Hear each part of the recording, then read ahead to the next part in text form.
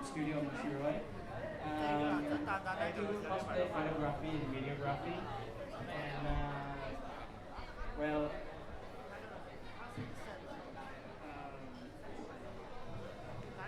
so just a little backstory about myself. I started cosplay photography in 2009.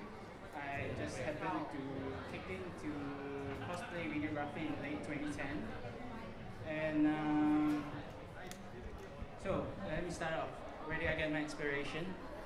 I was finding means to getting more coverage over events. I find that cosplay photography is also interesting, but I find I needed to find something fresh, more an idea. So basically, I went to YouTube. I saw this guy. His name is Axon, and he did probably the first cosplay video around the world, perhaps.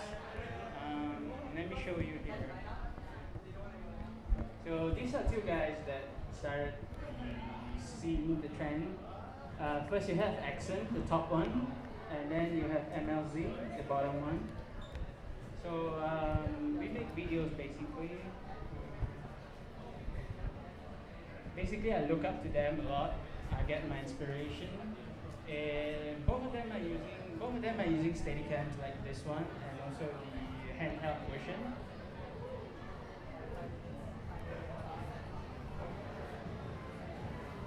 So why video and not photos? So for me, it means that covering the event using videos would be a better idea for me, because I can capture the essence of the event because it's fun. If you see in your photos, it's mostly cosplayers, but you don't get the feel of the event. So that's why I started to pick up videos. Also, I not only do event videos, I also do the music video, cosplay music videos based on the original PVs that they're posted on Nikodova.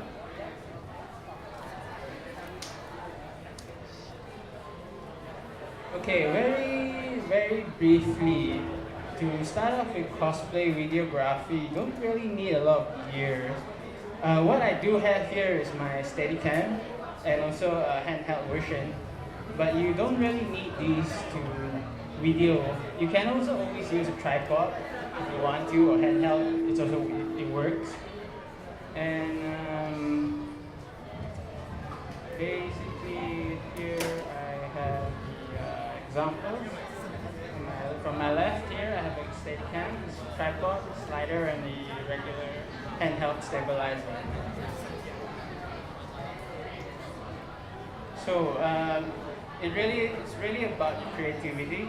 You don't really need to use a Steadicam. For me, it's a means of getting my shots done. I want certain specific poses or moves that I like cosplay to do. But you can always just use a tripod. You can get the same feeling from it as well.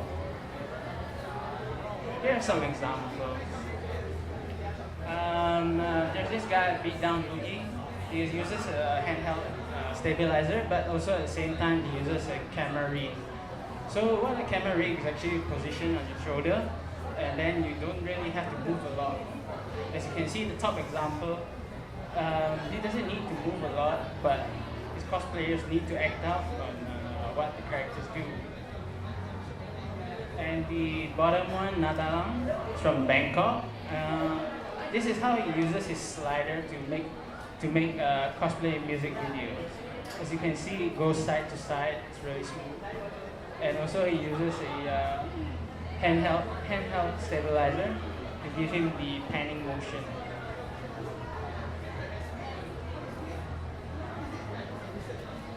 Okay, next, even more examples. Here you can see we have a Kuroko-san. He is from Japan. He only uses a tripod to get his videos done. He mainly specializes on cosplay music videos, and with a bit of creativity, you can use photos in your videos as well to bring out the feels of the video. And last but not least, the bottom one from Sprinkle This, Singapore. What they do is just stop motion videography. This is probably the hardest aspects of videography for me. Basically, it's basically taking out the photos and putting them together in a video.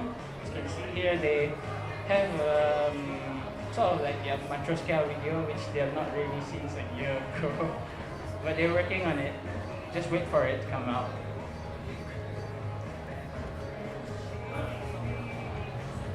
Okay, now I talked about camera. Talk about gears. What do you need to stabilize your video? But what about cameras? Basically, for me, any camera will do. You don't really need a DSLR to shoot. You can use a point and shoot, a prosumer, basically anything that can take video. A little backstory is myself. I started off with a Pentax K7, it's probably the first, one of the few DSLRs with video capability. But there was one problem. It had no manual control. So basically, you had you couldn't set any shutter speed, aperture, ISO. You had nothing to go with that. You only had the auto exposure balance, auto exposure lock, where you can only balance based on the scene. But yes, there are some really great ones in Malaysia. They just use the handycam with the stabilizer. It works really well. I forgot what's his name, but he basically did a military video, which was really cool.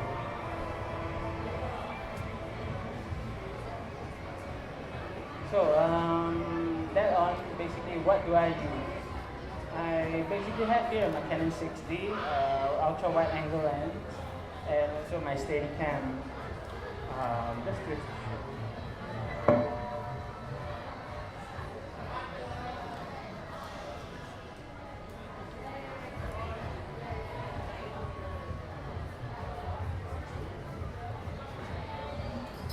like I said earlier on, you could use any camera, but for me, this is my choice, Canon 6D with an Canon ultra wide angle lens, and of course my Steadicam. For reasons that I use this, because Canon 6D is also my workhorse for photography. So it also takes 1080, 720p 60 frames per second, which I use it to slow down my videos. You can also use 30 frames, 24 frames, depending on your creativity. The reasons that I chose this lens, because it zooms internally. The lens doesn't extend, which is good. It doesn't throw the weight off on a Steadicam, like for instance.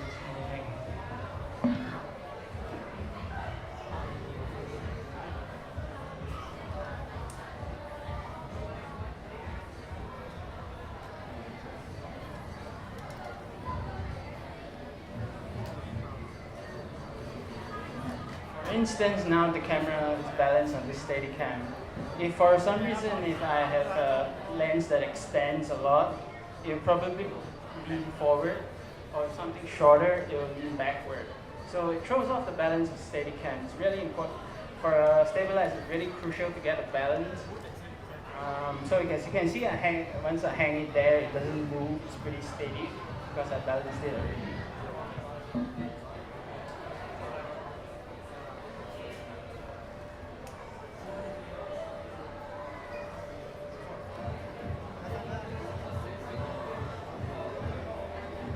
So for reasons why I use a west-based stabilizer instead of the handheld stabilizer. Earlier, when I started, I used something like this, much smaller one. But as you know, when your gear starts to be really heavy, it really taxes your wrist. So for me, I have a little health problems concerning my joints. I had to upgrade to a west-based one instead. There are certain limitations with the west-based stabilizer though. Firstly, because you are severely limited by how long your hand can extend from the west, because there will be a third arm that holds the Steadicam. For a handheld version, you can go as far as here. You can go up all the way straight. It goes up, down, depending on how you hold it.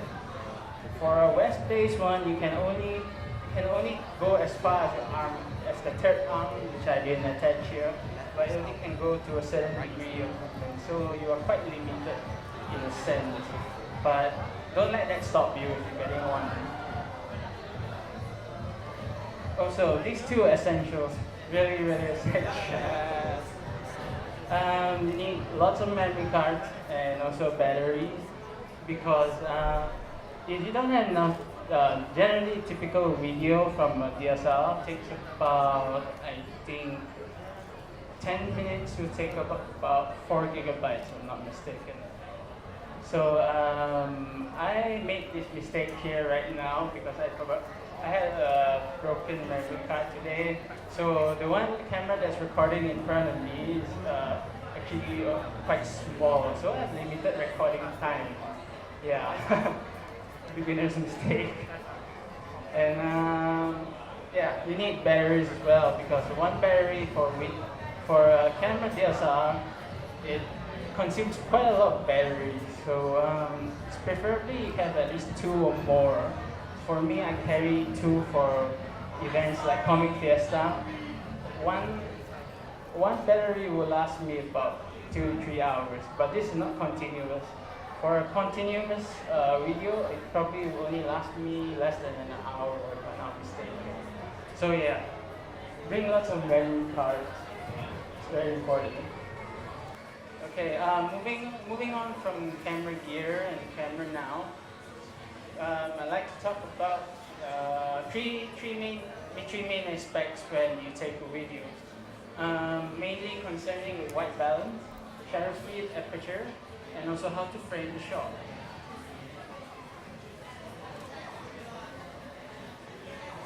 For white balance, I would really not recommend you to use auto white balance. The color shift is there can be color shifts when you use auto white balance, like say you're moving from a white light to a yellow light and to back.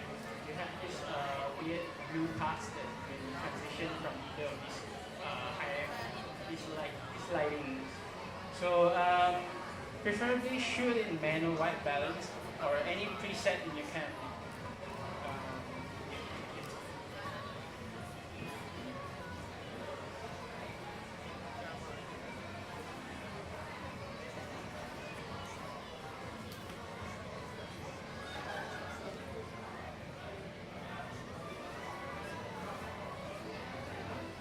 If you're familiar with your camera, there should be some white balance available in your camera.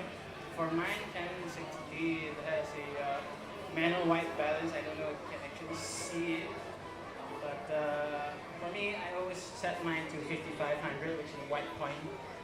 It works well for me, and during post-processing, it saves me a lot of hassle when I calibrate my video. Okay, shutter speeds. For videos, there is actually a rule that you have to use. It's called the 180-degree shutter rule. This corresponds to the frame rate of your camera video that you're currently recording. So, for example, if you're shooting in 24 frames per second, your best, in a 180-degree shutter rule, it's at least 1/48 of a second. But for DSL, we don't really have 1/48, so we typically use 1/50 of a second. And for example, in shooting 25, you use 50. In 30 frames per second, use 60, or use 60, use 120. But rules are meant to be broken. There are certain times where you need to break the rule. Actually, shooting in 180-degree shutter rule will give you the smoothest video output. However, for example, maybe if you're shooting in a very low light situation, you probably need to drop the shutter lower than what is typically double of your frame rate. So, for example, you're shooting in a very low light area, probably like a dark club or something, and you really need the light, and your ISO is already maxed out. You would probably drop it to maybe 1/30 and 1/40 of a second to get back at least half or one stop of light. Or if in case that you are shooting videos that you like to do super slow-mo. Have you seen any videos with people doing really slow-mo, like 1,000 frames per second or The more? slow-mo guys. Yeah? Slow-mo guys. Yeah, slow-mo guy. So basically, for our cameras, we can't achieve that physically. We don't really have 1,000 frames. So what we do is we interpolate frames. We use software such as Twixtor to get our results. So if you use Twixtor, it's recommended that you ramp up your shutter speed to at least 1,000 and above. So each frame that you shoot is actually sharp, and when you interpolate those frames to 1,000 frames or more, it will give you a really nice smooth effect. You can use slower shutters as well, maybe 120th, shooting 60 frames, but it will not give you the smoothest results. So your mileage may vary. Also, aperture, depth of field. Everybody knows what depth of field is, right? So if you're shooting on a daytime, let's say daytime on outside, you typically shoot it maybe somewhere like on a basic 24 frames per second. You'll be shooting at 150th, and your aperture has to be like f11 or probably more. What I do to keep these, to keep down, to maintain my aperture to smaller, I use an ND filler. This is a 3-stop ND filler from Hoya. So basically, let's say I'm shooting at f11, I can bring it down to f5.6. So it gives me a little bit more depth of field, more shallow, so I can do more background separation. You could also use, there are square filters, square ND filters that you can actually put in front of the camera. Those work well as well. Right, framing the shot. This one actually is quite subjective. Framing the shot for me, you can do it photography way, you can do rules of third, your golden compass rule. For me, when I get a video shot, I try to keep it much to, not too centered, but not quite closer to rule of thirds, but it really depends what you want to see in your video. Like the one I shot earlier, I needed details from the cosplayer. Those cosplayers with really great, awesome costumes. You'd like to take all the details of the armor, perhaps, or the sword, or something like that. So for me, details, I like to see details on the costumes or your armor or something. So let's say if I like, if you have a lot of details, I like to go really close up and pick up those details. Also, like point of interest, again, it's just quite similar. Depends how you want to shoot it. You like her because she looks attractive, or maybe because she has a great costume. So it really depends and up to you. So, really, you can just let your imagination run wild. You don't really have to go by the rules for video, but you can do anything you want to achieve the results that you like. Okay, the last portion of videography, after we talked about hardware, we talked about the camera, we talked stabilizer, we talked tripods. What is really important now is actually your computer. If you have a slow computer, you're gonna have a bad time. It's gonna take a while to import these files, and as I said earlier on, if you're shooting a video, it's going to take up a lot of space. So be prepared to have at least a couple of hard drives ready, just in case. As I said earlier, let's say if you're shooting an event, a couple of maybe 2-3 hours would take 30 gigabytes. If you shoot 10 events, you have 300 gigabytes already. That's quite a lot of space. Fortunately, hard disk is not too expensive these days, so stock it up. And have adequate processing power. This is actually, the programs that I run actually uses a lot of processing power. So if you have a modern day PC with at least quad core or more, would be preferable. For me, I'm running on a 8 core Intel processor. Works well for me, but still lags a little sometimes. So it really depends on the resolution that you're shooting as well. For me nowadays, I'm just shooting at 720p, 60 frames per second. Previously I did 1080p. It's 50% more text into your computer because 50% more pixels in your video. And next part, choose a video editor. For PC, generally I like to use Premiere Pro. For Mac, there's a couple of choices as well. You can use iMovie, you can use Final Cut, you can use Premiere Pro as well. So see what you like. Last one, choose a song.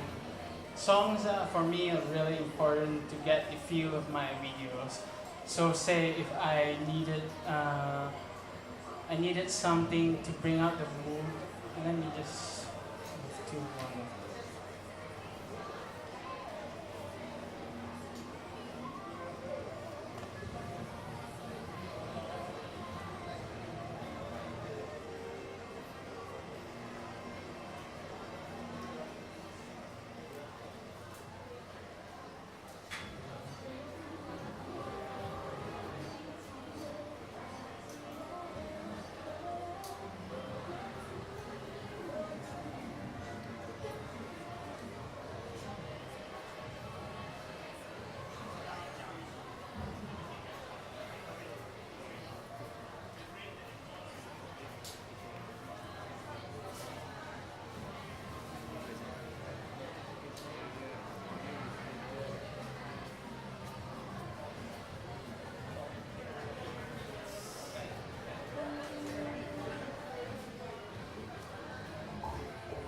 Okay, so here's the one I made for Culture Japan for Comic Fiesta.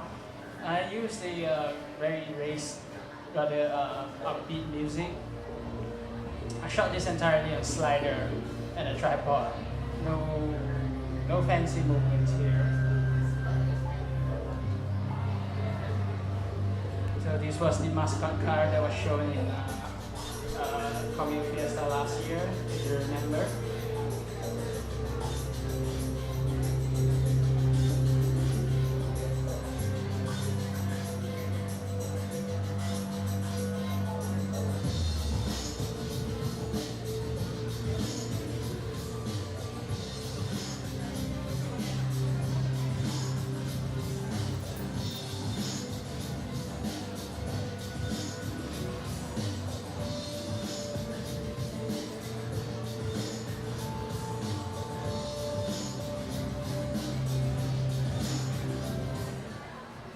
One more thing I forgot to mention earlier, but lighting is actually really crucial in the videos. For that video just now, I had a big 1000 LED panel to light up the car and the cosplayers as well, because that scene was really little pitch black. So no camera settings could probably save it. Right. Anyway, so see, song plays a big part for me. So you should try to get a song beforehand. If you can't, you can always find one after. For song choices, it's a bit more difficult because if you upload your videos to YouTube, you probably get a copyright infringement most of the time because it's a really popular song. So what I would suggest to you guys, probably you can use a cover song perhaps, or a remix, it works.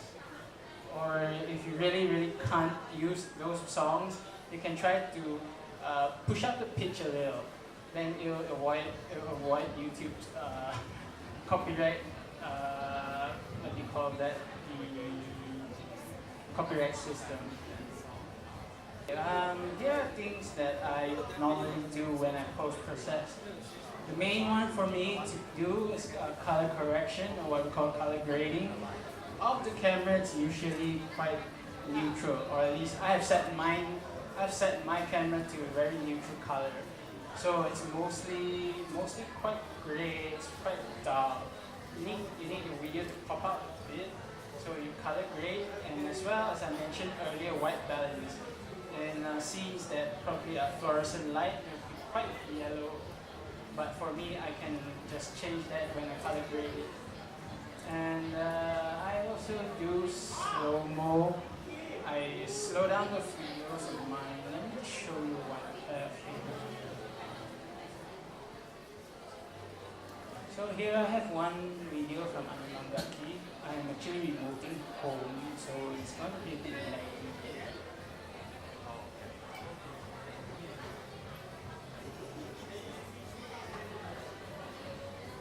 So here I have a motion and some video clips that I already edited. Let's see if I can.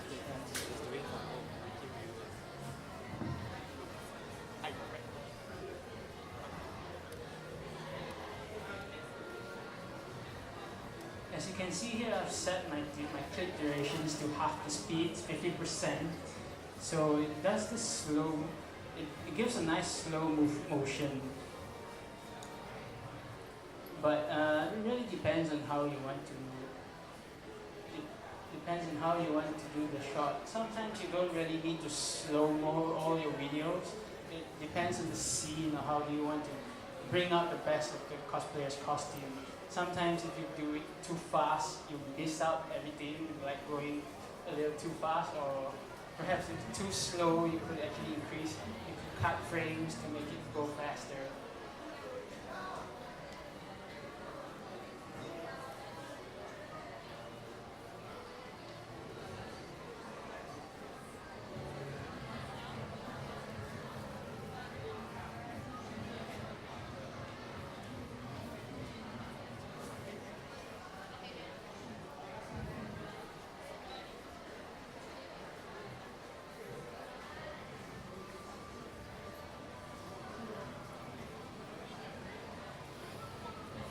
So here for me, when I color grade, I usually tend to use magic bullet suit. For example, if I wanted to grade this video, I would typically use this. Should give me a quick look.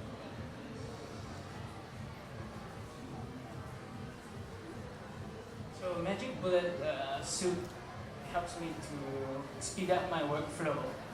For example, it's like quite yellowish here. You can see the scene here is it's a little warm. For videos, not as easy. It's just pulling the white balance slider. That doesn't quite exist in the editing software. So you have to grade it manually. You have to grade your highlights, shadows, and your your midpoint. So Magic Bullet actually lets you set it to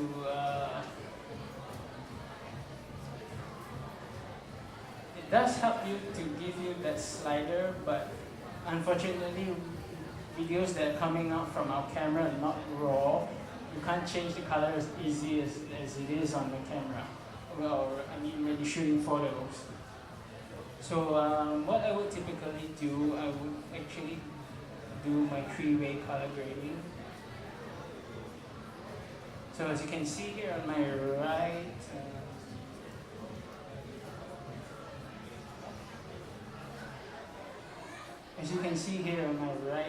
there's the highlight, midtone, and shadows. So depending on your editing styles, you would like it to be more a cool color, or perhaps of a color that you like. For me, I would prefer to keep it as neutral as possible, but it is possible to edit right now. I'm not sure if I can give you, because it's quite laggy. Can't really show.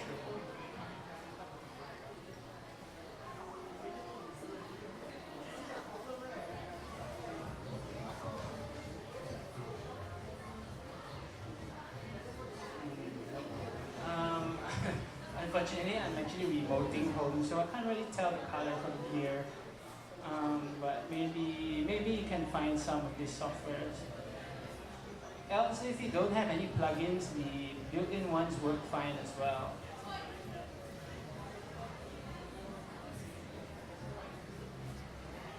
There is the color correction here. These are default presets from Premiere Pro. There's also a three-way color corrector here. You can also use that.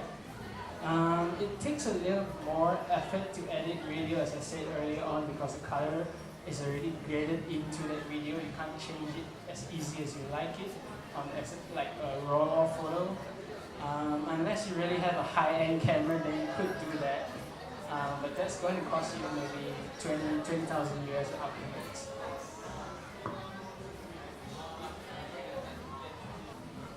The last few, also, yeah, you have to bump up your contrast if you like. And things that I do.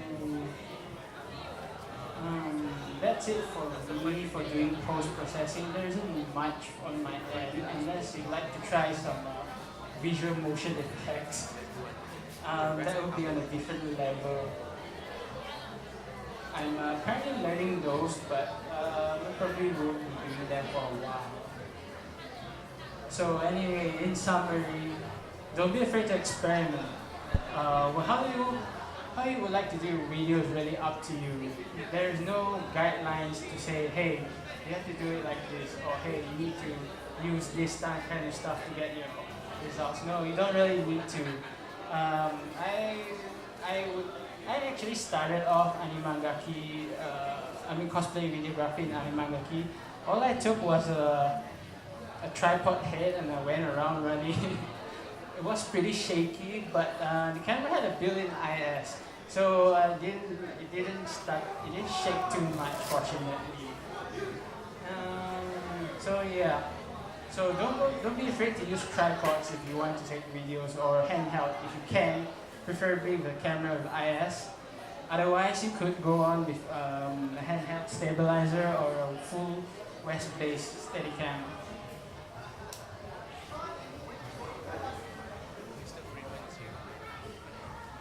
So that's pretty much it for my workshop. If you have any questions or would like to ask, go ahead and shoot.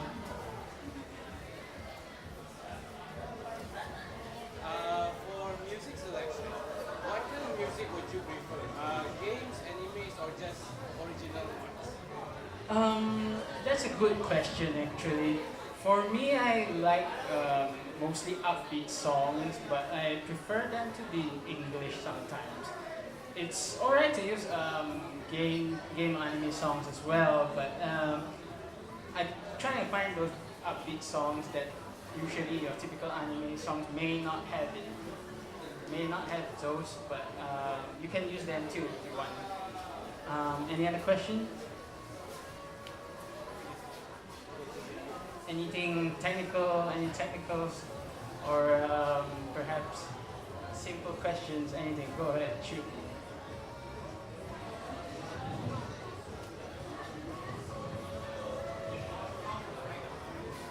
How to direct models, right? You have to make sure that the cosplay model is quite comfortable with what you're shooting. Can I get Angie over here to come over here?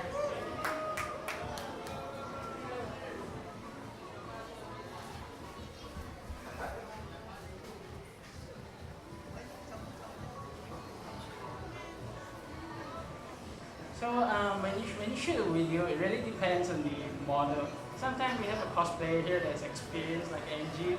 She would just like, okay, I want you to shoot, I want you to video me in certain poses. So Angie would start off with some poses, and you would go around and video her, depending on what you like. Just take one.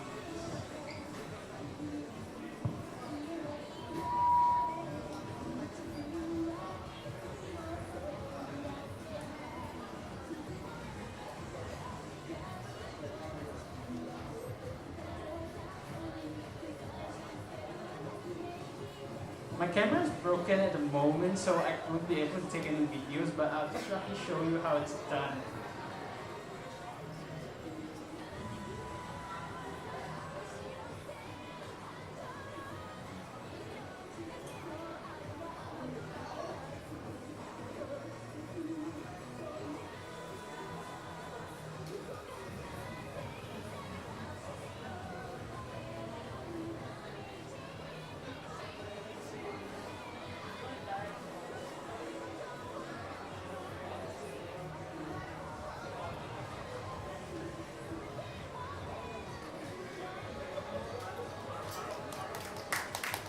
Although sometimes your model may not know what to do, basically when she's in character, but she's not sure or she's probably shy, you gotta speak up what you want to see from her.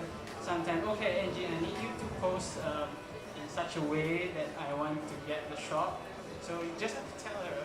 If she's not comfortable with it, then you could just probably work it out. Perhaps maybe, okay, maybe you try something that you like, then I'll try something that I want to achieve. So that's how we get this done, basically.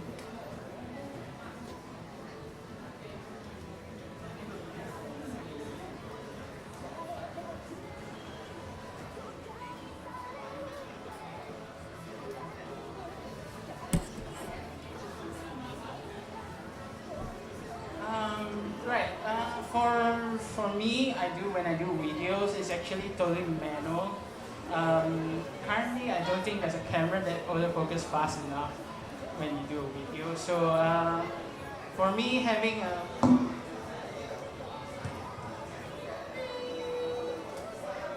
for me, when I shoot videos, I mostly depend on distance scale here. So I just average maybe if the model is maybe no more than 1 meter away from me. I try to keep my distance between 1 meter. So most of the time it's in focus. Or if you have an ultra wide angle lens, it makes life easier, much easier because there's literally no depth of field. It's very deep. So you have quite a leeway to play with. Also, aperture and shutter speed settings, like I said, mentioned earlier on. I like to keep it 180-degree shutter rule. So it's typically double the shutter, your frame rates. Also, there's one more thing about shutter speed that I didn't mention earlier. If you're shooting in a fluorescent light, it flickers. It flickers because your shutter speed is either above the what we call the electrical pulse. For Malaysian, it typically flickers at 50 hertz. So you have to keep your shutter at 150, typically, or lower. Any more you experience flicker. Fortunately, there's no fluorescent lights here, so you're pretty safe. And for aperture settings, it's really up to you. As long as you can get exposure right, I would just go ahead with that.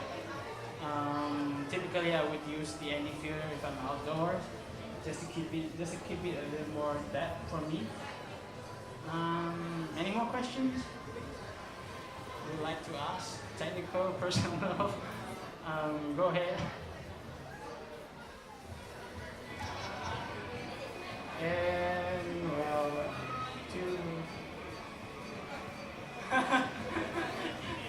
okay.